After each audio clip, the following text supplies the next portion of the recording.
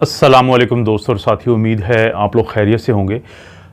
इस वीडियो में अगरचे बात हमने ओनियन या प्याज की करनी है, लेकिन उससे पहले एक छोटी सी बात मैं आप लोगों से शेयर करता हूं कि जब से मैंने अपने इन चैनल्स के ऊपर वो वीडियोस बनाना शुरू की हैं जिसमें हम अपनी लाइफस्टाइल को चेंज करते हैं, अपने खाने की आदत को चेंज करते हैं, उन चीज़ों को हम नहीं खाते जो हमारी सेहत के लिए ठीक नहीं है, उन चीज़ों को हम ज़्यादातर खाते हैं कि जो हमारी सेहत के लिए ठीक हैं, तो उससे मुझे ख़ुद बहुत फ़ायदा हुआ।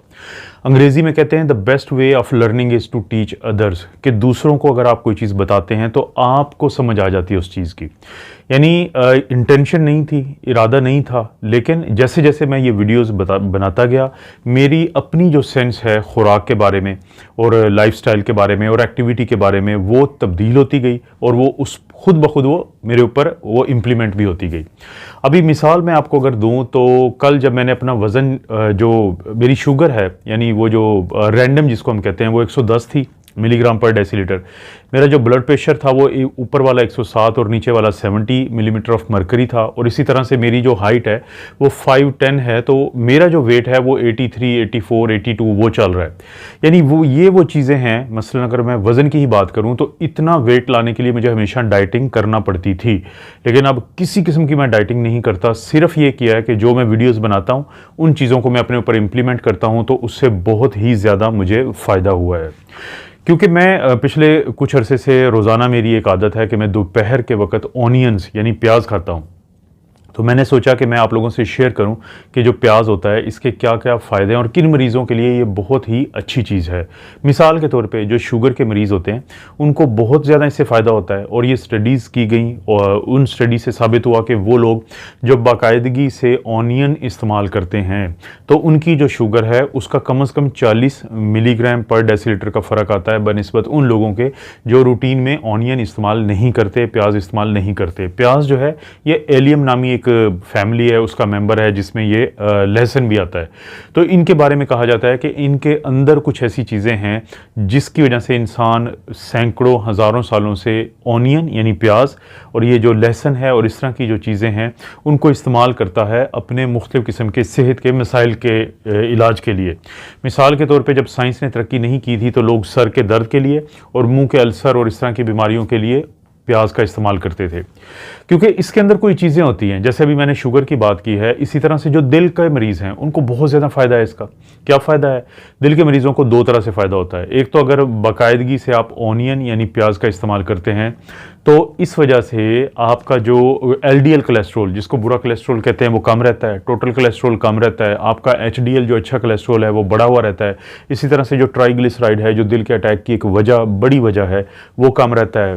तो एक तो ये बहुत बड़ा फ़ायदा है कि आपकी खून की जो नालियाँ हैं वो साफ़ रहती हैं, वो क्लियर रहती हैं।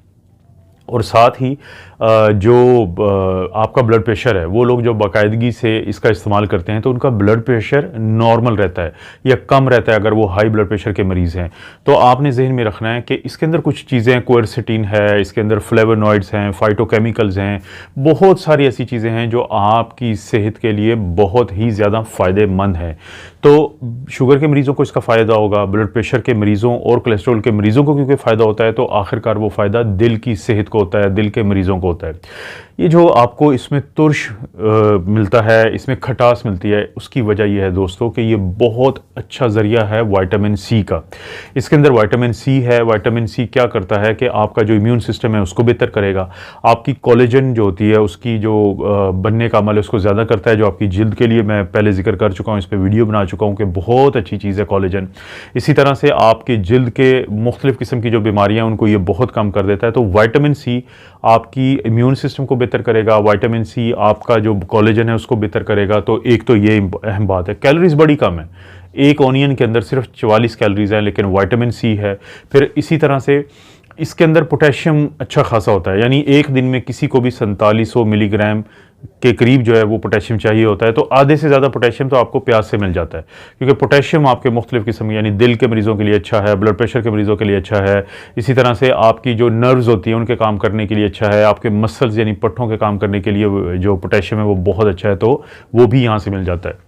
और स्टडीज़ ने एक और कमाल की बात साबित की है, वो बताया ये है कि वो ख़वातीन जो या तो पोस्ट मीनोपॉज़ल थी कि उनकी उम्र ज़्यादा थी और वो माहवारी रुकने के अमल से आगे जा चुकी थी, या पेरी मीनोपॉज़ल उन्हें कहते हैं कि जिनका माहवारी अभी रुकने के करीब हों, लेकिन इन दोनों किस्म की ख़वातीन में जो हड्डियां हैं उनकी कमज़ोरी शुरू हो जाती है, वो भुरभुरापन शुरू हो जाता है जिसको हम ओस्टियोपोरोसिस कहते हैं, जिसकी वजह से फिर ये जब गिरते हैं ख़वातीन तो इनको बहुत जल्द जो है वो फ्रैक्चर हो जाते हैं। तो देखा गया कि वो ख़वातीन जो बाकायदगी से प्याज का इस्तेमाल करती थी अपने खानों में, तो उनके अंदर जो हड्डियाँ हैं वो उनकी काफ़ी ज़्यादा मजबूत थी, और उन हड्डियों की मजबूती की वजह से उनके जो हड्डियों के टूटने का जो अमल था वो बहुत कम था। तो ये बड़ा फ़ायदा है कि वो लोग जो प्याज बाकायदगी से इस्तेमाल करते हैं उनकी हड्डियाँ मजबूत रहती है। हालांकि हम ये समझते थे कि दूध से बनी हुई चीज़ें जो हैं वो सबसे ज़्यादा फ़ायदा देती हैं, लेकिन प्याज हड्डियों को बहुत मजबूत रखता है। और पहले जैसे मैंने जिक्र किया था कि इसके अंदर क्वेरसिटिन है, फ्लेवोनॉइड्स हैं, इसके अंदर फाइटोकेमिकल्स हैं, इसके अंदर और भी ऐसी चीज़ें हैं जिनको हम एंटीऑक्सीडेंट या एंटीऑक्सीडेंट्स कहते हैं। अब ये जो एंटीऑक्सीडेंट्स होते हैं ये आपके जिस्म के अंदर जो फ्री रेडिकल्स जो एक ख़ास हद तक तो आपकी फ़ायदे की चीज़ है, लेकिन जब एक ज़्यादा मिकदार से वो बढ़ जाएँ तो उसके बाद वो आपके लिए फ़ायदा नहीं बल्कि नुकसान की चीज़ है। तो वो जो एंटीऑक्सीडेंट्स का जो किरदार है इसका वो इतना मजबूत है कि उसकी वजह से भी शुगर, ब्लड प्रेशर, दिल के मरीज़ और ख़ास तौर पे कैंसर के मरीज़ों को बहुत ज़्यादा फ़ायदा होता है, क्योंकि इसके अंदर ये जो अज्जा शामिल हैं तो ये इन फ्री रेडिकल्स को रोकते हैं। इन फ्री रेडिकल्स को रोकने की वजह से मुँह का अल्सर, मैदे का अल्सर, आंतों का अल्सर उन लोगों को जो कि प्याज का बाकायदा इस्तेमाल करते हैं तो वो कम से कम होता है। प्याज को कैसे आप इस्तेमाल कर सकते हैं? आप अपने सालन में इस्तेमाल करते हैं, आप सब लोगों को पता है।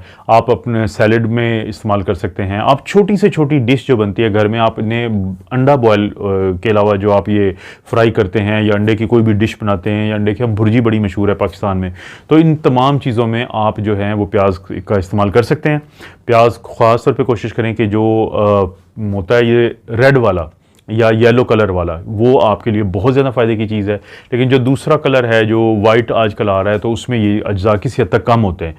तो जो देसी ज़मीन से असल निकला हुआ जिसको फॉर्मिन जो नहीं होता वो आपके लिए बहुत फ़ायदे की चीज़ है। तो प्याज का बाकायदा इस्तेमाल करें ताकि आपकी सेहत को वो अनगिनत फ़ायदे मिलें जिससे आप बहुत बेहतर रहेंगे।